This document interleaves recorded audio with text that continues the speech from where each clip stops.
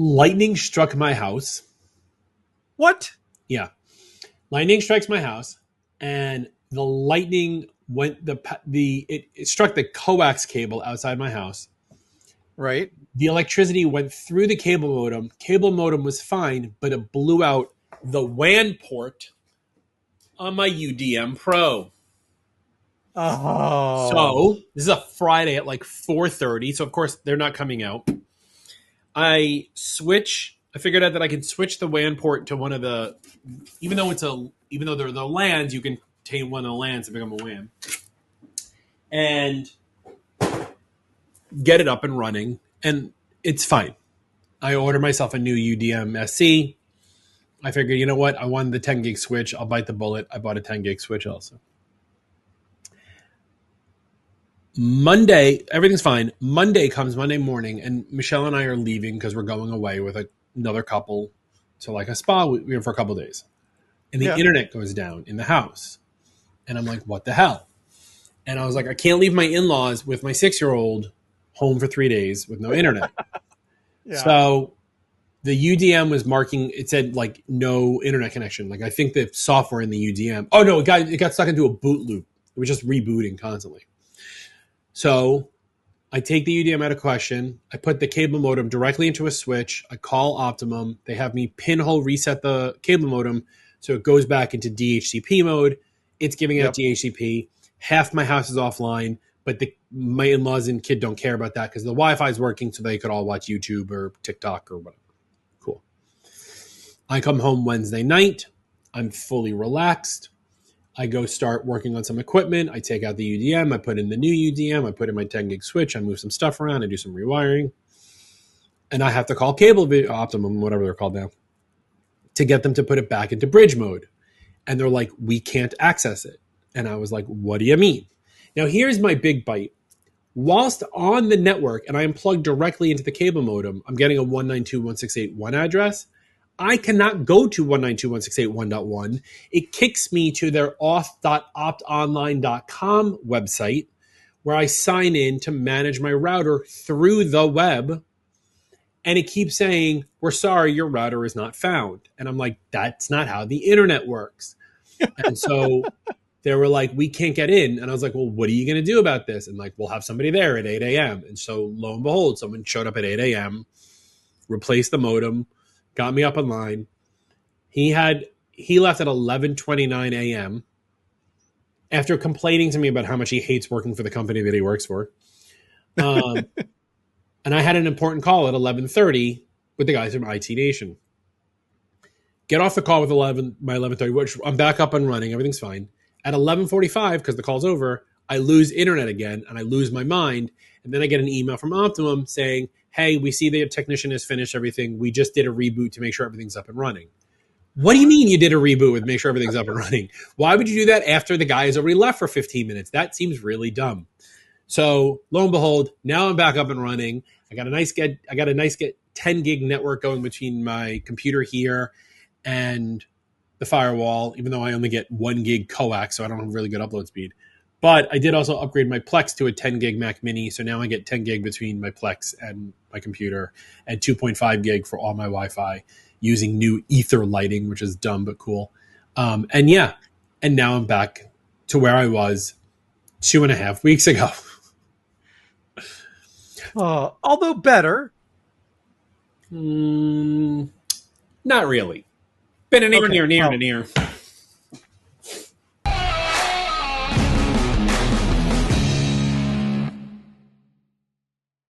Traditional vulnerability management is outdated, disruptive, and costly. Nodeware offers MSPs a better solution.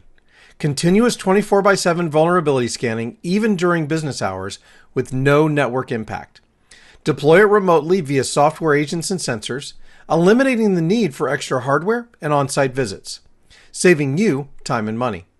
The multi-tenant dashboard with built-in remediation guidance and patch management makes it easy to identify, manage, and remediate vulnerabilities quickly, helping you better protect your clients.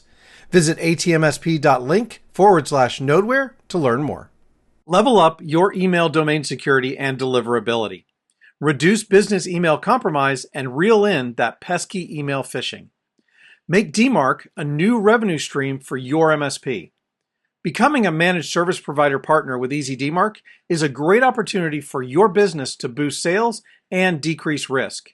Your customers need DMARC. Your job is to let them know that their email domain might be at risk. Find out more today at atmsp.link/EasyDMARC. That's atmsp.link/EasyDMARC. What's up, everybody? Welcome to the All Things MSP Podcast. I'm your host, Justin Esgar, and with me always is Max Verstappen. It's an F1 joke. Eric Anthony. What's up, dude? Hey, the beard is doing well, and I got a lot of compliments on it at ChannelCon. I actually, my beard, if you're watching at youtube.com/@allthingsmsp, is here today, gone tomorrow, because I have to go to a wedding where I have to wear a tuxedo. So, and I was in training all this week for a JAMF 200 class, which I passed, by the way. But like, I just got lazy. So I'm going to shave all this. The thing is, Michelle hates this, but I think I look pretty good with just this amount of stubble. What do you think? Leave us a comment. Let me know if I should keep my facial hair on that at our YouTube channel. I do want to give a shout out to Mr. Sean Lardo from ConnectWise /IT Nation. He sent me a gift box for the beard. Really? Including a beard straightener. So yeah, it's nice. a thing now. It shouldn't be. Let's just jump right in, get off the beer topic. Let's talk about things that shouldn't be. So ever since I've been in this business,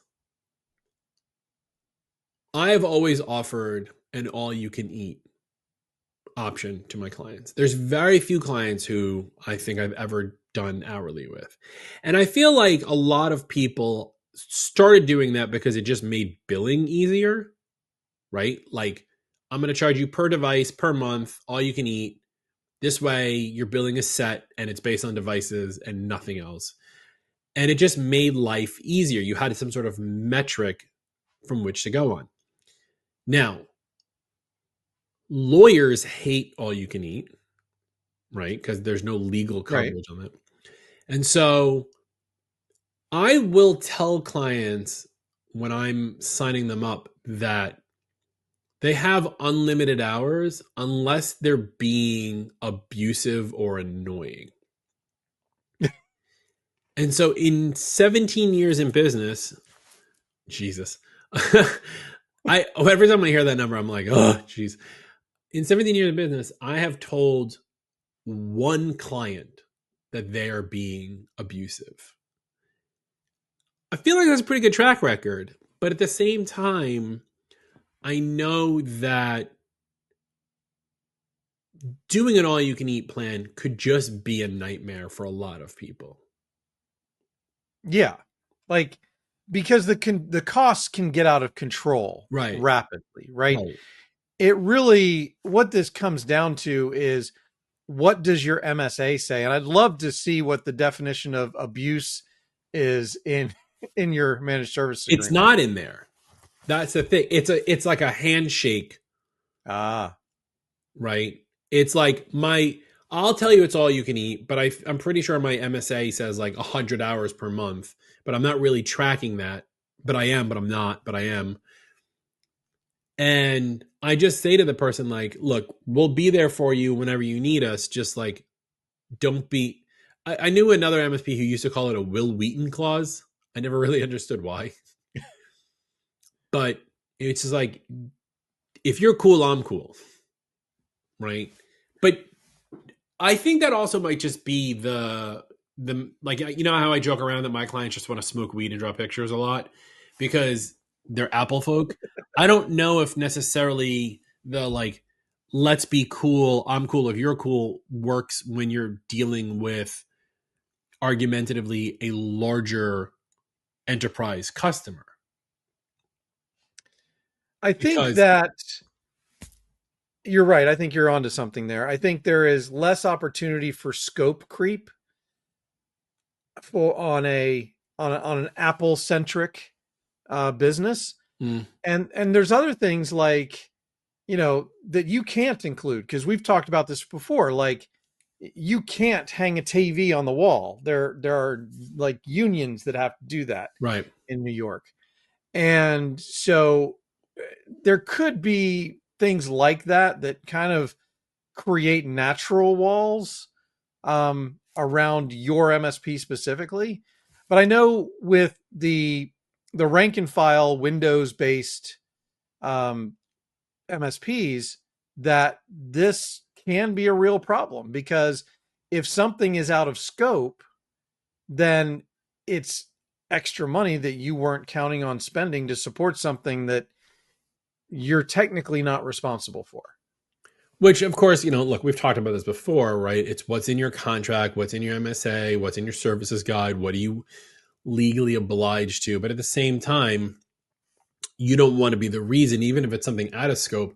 I think a lot of MSP owners, their heartstrings get tugged because they don't want to be the reason why something fails at a customer, even if it's out of scope. And so we tend to go above and beyond. I think this is also partially why, and I'm laying this one on thick, when COVID happened and they were like slow releasing the vaccines, they were like, first, they were emergency, first responders get it first, and then IT people get it second, right? Yeah. Because we make the world go round. And so when you have an office or a company or a client or whatever, and they have, it doesn't matter if it's 10, 100, or 1,000 PCs, and then all of a sudden, the Nest thermostat starts acting up, I'll look at that. Like, you don't do Nest thermostats, Holmes. Like, but you'll look at it anyway because you don't want to tell the customer no. Well, and that's an excellent point. Because you mentioned two things here that are really important. One is when we came up with the idea of MSP, and yes, I was there. At the wooden table where you all wearing white wigs, and they were right, and you were signing it with a quill. Oh yeah, in blood. All you could eat was much more limited in scope because technology didn't creep into all of the different places that it does now. Yeah. Right. Yeah, so over time, it has evolved to, a Wi-Fi connected toaster is a freaking thing. But is that really the responsibility of the MSP? It's so funny that you bring this up because I literally just got off a phone call with a client who's debating about renewing their Meraki licenses or going all in on Ubiquity, which I've sold them on Ubiquity. And I was like, the nice thing about Ubiquity is they're just toasters. Because like if it breaks, you just replace it. But you're right. Like back then, like we didn't have to worry about covering our butts around the SaaS applications also, right? Yeah. If someone's data goes missing in, Dropbox, where do I fit in to take care of that? I sell them their Dropbox licenses, but I do zero management of their Dropbox. So is that on me because I don't manage their Dropbox? Is it on me because I should be helping them out? Is it on me because I'm selling them the licenses, therefore I should be offering support around those licenses? Like there's a lot of nuance here that gets missed very easily. And when you're in an all you can eat, and I'll be honest, if something goes missing in Dropbox, my team will go find it because my clients are in an all you can eat. And again, we don't want to say no. Right. And first of all, I think there's a lot of value in not saying no, right? Sure. In delivering the type of experience that you're talking about and the type of experience that I know you really, it's critical to you that you deliver that kind of experience to your client. I also want to go back a minute ago when you talked about COVID, because I do think that COVID had a huge effect on all you can eat, because now you have the problem of all these people working from home that now still persists, right? So is the MSP now responsible for the Wi-Fi at home? I have a great story about this. And the printer? I have a great story about this. Because this literally happened. A client of mine emailed, there's two employees, it's like a mom and a daughter, who work from the mom's apartment, and the mom can connect to the VPN to the office and the daughter cannot. Right? She connects and it fails, or when she connects, it says it connects, tries to connect to the on-prem file server, it drops. Don't come at me for why they have a VPN or on-prem server. That's irrelevant to my story. And so we were doing testing, And my team couldn't figure this out. And I was like, all right, bring in the big guns. Let me take a look. And we get on Zoom with the person because I got to look at their screen and talk to them at the same time and do a bunch of stuff. And I'm looking at the logs, and on a Mac, VPN is called Raccoon. Don't ask me why, I don't know. And I see it's working. Like, it connects. Like, the VPN says it's connecting. And then when I go to try to ping the office, it doesn't work, or connect to the server, it fails. I was like, just argumentatively, let me just see what happens. Can you connect to your phone as a mobile hotspot? Doesn't work. So she connects to her phone on mobile hotspot. Zoom drops, comes back. We connect to the VPN. Works without a problem. I'm like, okay, where's the Wi-Fi router in your house that I know nothing about, right? Because this is an employee's apartment. Right.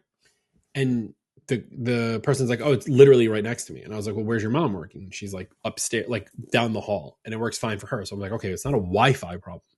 I was like, who's your provider? And they were like, T-Mobile. I was like, you have mobile? They're like, no, we have T-Mobile home internet. Did not know that was a thing. And so figure out through research and Googling and whatever that T-Mobile home internet only allows one MAC address to be on a VPN through UDP port blocking or some BS that they do. And even if that person gets off the VPN, I'm assuming there's some sort of like, it's probably like a release in their ARP table or something to allow. Right. I know what I'm talking about, people. I could say ARP table, but for the second computer to like connect to the VPN. My responsibility ended there. Right. I already went above and beyond. And I even told the person, I was like, and the mom is like brothers with the owner of the company we take care of. So I didn't want to piss her off. And I was like, listen, I was like, I'd love to help you further, but this is on you now. Like, this is, I can't make T-Mobile work. I don't know why you chose them as an internet provider for your house. I'm assuming it's cheap. I'm assuming it's good enough. That's where the buck stops. So you can either get new internet, or you can tell your daughter she can't work on the VPN. What do you want me to do here? Like, they were like, well, is there a better solution? I was like, yeah, get different internet. Like, there is no other solution here. But none of that conversation, none of that work, none of that was scope, because once it's not the VPN's fault, it's not my problem anymore. But I didn't want to piss the client off. Right. Which I did in the end anyway, because guess what? I can't fix the problem, which is all they care about. And so, see, that's where the conundrum comes in of where do you draw that line? Because if you say all you can eat, it has to be all you can eat. And this is why it's a nightmare. This is why I consider it a nightmare. Because there is no good answer to this. If you want to provide the highest quality of service, but limit your liability to, and this is literally a risk, right? Because you don't have access to do the thing that is going to fix the problem. Right. So I don't, and you know what's even funnier? I on this person's computer, I went to whatever the router address is, 192.168.1.1 or whatever. And on the page, it just says, you are connected. If you want to be able to make adjustments, scan this QR code. Like, I can't even do it in the router. I had to scan the QR code and use the mobile app, which I was like, I'm not doing that. But I know that, if we're going to talk about Brad Gross and the stuff that he writes as a contract for all of us, you have your MSA, which just defines the rules and regulations around how and why they can sue you, or you can sue them, or whatever. And you have your services guide, which lists all of the services. But what I think we're missing, especially in this post-COVID world, is scoping out that we don't do things. Like, we scope what we do, but we don't scope what we don't do. And argumentatively, you can make that scope of what we don't do forever long. Because obviously we're not going to fix toilets, right? And it's not, so but I don't need to put that on the list. It should be an obvious one. But I could scope out home internet problems. And as soon as something gets classified as a home internet problem, I can then go, I'm off, right? Right.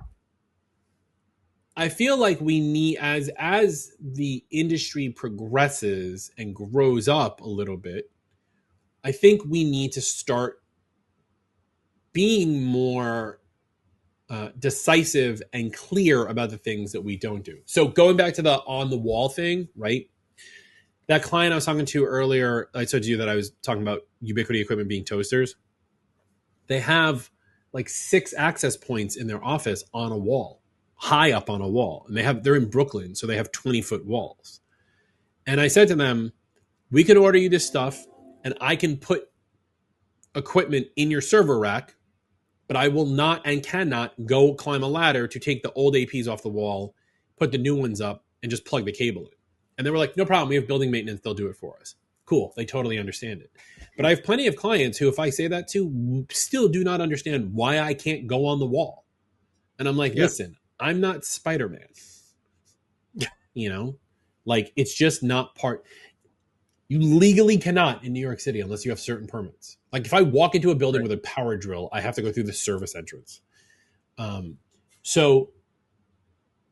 But I think I have that scoped in our contract, like that we don't do anything in, through, or on a wall. But the harder part about that is that now we do, because in Columbia, Missouri, where my networking team is, they do plenty of things on ladders and scissor lifts. And like the amount of time I've had Kyle on a scissor lift wearing like a full X harness, carabinered into this thing 30 feet, 40 feet in the air. I'm like, please don't die. Yeah. But our contract says we don't do things in, on, or through a wall. Well, but then you're covered, right? No, because we're doing something that's against our own contract. Yeah, but see, that's where I think it gets a little interesting. Because your contract says you don't. Right. But we're doing it anyway. But you can if you decide to. But this is the same problem with people working from home, right? I could have downloaded the T-Mobile app, asked my client for her login, got into the T-Mobile router, started effing with it, trying to figure it out, do all this stuff. And I could have caused more damage had I done that, because I've never been in a T-Mobile home internet provider before. And if I had done damage and caused the internet to stop working, who's responsible? Because technically, it's out of scope. Right. But you are, because you did it. I mean, sure. That's the issue with the all you can eat. So let's talk about another aspect of all you can eat. Because we've talked about things being in scope or out of scope. But another thing that happens with all you can eat is people think that they can call you any time of day or night. And I know a lot of MSPs who listen to this show, they don't have the staff for that. That is a bit of an issue, right? I'll tell you what I do. I tell the owner of the company or my point of contact, this is my cell phone number for you not to give out. And if you call me at 2 a.m, I won't be happy about it, but I'll answer. I've never in 17 years had someone call me at 2 a.m. I have, however, had people text me at 11 p.m. or 6 a.m. and I will not respond to them, because we actually have laid out in I want to say it's in our services guide, what constitutes an emergency, and that only like what we consider a tier 1 or a tier 2 problem, what's considered an emergency or not, or whatever. And if it's deemed an emergency, is my knowledge. I knew it was going to go off anyway. I was trying to get this to stop. Sorry, podcasters. This is what happens when you have to work while you're doing other things. Be quiet. What is deemed an emergency? When a client texts me at 6:30 in the morning and is like, hey, I can't get on the Wi-Fi at home, which again, I do not manage. That's not an emergency to me. Right? Right. But that's opinionated also, because I'm sure someone who's listening is going, that seems like an emergency. What if it was the CEO and they need to send a big contract and blah, blah, blah, blah, blah. I'll wait until 7:30 because I don't want to set a precedent that if I respond to you at 6:30 in the morning for a non-emergency, you're going to keep texting me. Right. Well, and those are the kinds of things that should be spelled out in your MSA.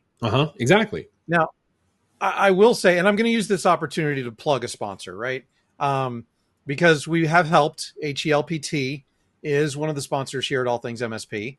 And if you need that 24/7 coverage, you need somebody to be answering the phone, then, that is a great option for you, even if you're just a one-person shop, to be able to answer that phone 24/7. And they have different levels of service where they can just take the phone call and create a ticket, or they can actually try and triage and solve the problem. So depending on what level of service you want to provide at 2:00 in the morning, will change how your relationship with Helped goes. But if you're interested in that, by the way, you can go to atmsp.link/helped, HELPT. Yeah, I was going to mention the idea of like, if you're smaller and you can afford a 24/7 support to like look for somebody like Helped, it's also going to be obviously be customer dependent, right? I don't have customers that need that. So I'm not really equipped to be able to like say what is right or what is wrong. And again, if you're an MSP and you're handling enterprise customers, you need some sort of, you need this. You need a 24/7 watchdog. Right. Whether that's even a phone service that's going to like take those calls in, so this way you don't get like, they can determine a scale of emergency because they can like ask certain questions to the customer before it comes to you. Do you have a scope within your own business for like who's on and who's off for phone calls? Like if a client calls, let's say you're big enough and you got like 4 or 5 enterprise customers, you as the owner may not deal with all 5 of them. You probably have people on your team that are dealing with it. Well, what if one of them calls? Is your team member going to be okay with you calling them at 3 a.m. when you get a phone call at 3 a.m? Like, you need to build that out internally as well. Yeah. And figure out what your like plan of attack is. Otherwise, not only are you going to let your clients run all over you, you're going to run all over your team, and then your team's going to leave. Yeah. And you know what? I mean, I think it's all about scope. It's all about setting expectations. I think you can try and still go above and beyond to serve your clients. Yeah. But at the end of the day, I think that taking at face value, all you can eat is a great idea until somebody brings 5 teenage football players to your all you can eat buffet. It's a nice visual there for us to wrap up with. Let us know if you're doing all you can eat. Facebook.com/group/all things MSP. If you're not already there, YouTube.com/all things MSP. You can watch me get mad at this laptop next to me. Follow us on all your favorite podcasting tools. Like, subscribe, ring the bell. You guys know what to do. By the way, we're going to be live at some events coming up soon. So check us out. Eric will post a link somewhere in the Facebook group, which are at the bottom of the screen or something. By the way, he hasn't written this website yet, but I'm just making him do more work that he can't do this weekend. But yeah, we're all going to. That's what the producer job did. Yeah, I'll be at ASMC in Philly. I'll be at IT Nation in Orlando, and I'll be at Channel Pro in California the back half of the year. I think that's all I have coming up. If you want me speaking at your events, find me. Also, by the way, if you are a vendor, I'm just going to end with this one, and I'll pick this up in the next episode. If you're a vendor and you find me on LinkedIn, don't send me a Facebook message being like, hey, man, love what you're doing. What's up? Don't stalk me on my personal stuff. That's not cool. You know who you are. Anything else you want to say before we say goodbye? You can do that on LinkedIn, right? They can send you a DM on LinkedIn. Fine on LinkedIn. Especially if they found you on LinkedIn. Fine on LinkedIn. Don't be creeping me on Facebook. Yeah. All right. Well, that's all I got to do. Anything else? Just don't let the football players run over your all you can eat. Well, I guess that's Eric. I'm Justin. Bye.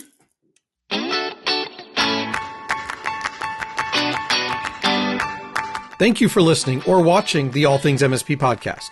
If you liked this episode, go ahead and give us a thumbs up, hit that like button, and consider subscribing to catch all our weekly episodes. And from your host extraordinaire, Justin Esgar, and myself, Eric Anthony, your humble producer and All Things MSP founder, thank you very much for spending your time with us. If you are not aware, All Things MSP started as a Facebook group and now supports over 6,000 members. We also have a LinkedIn page for those of you who don't do Facebook, and make sure to check out our YouTube channel for even more content. And a big thank you to our premier sponsors, EasyDmark, Helped, GoZinta, MoveBot, and Nodeware. And thank you to the rest of our sponsors. Without sponsors, we could not do what we do for the MSP community. Please consider checking them out. The All Things MSP Podcast is a BizPow LLC production. The views and opinions of the hosts and guests are their own and do not reflect the thoughts and opinions of any employer, vendor, sponsor, or random taxi driver in the Metro DC area. Be sure to join us next week for another exciting episode.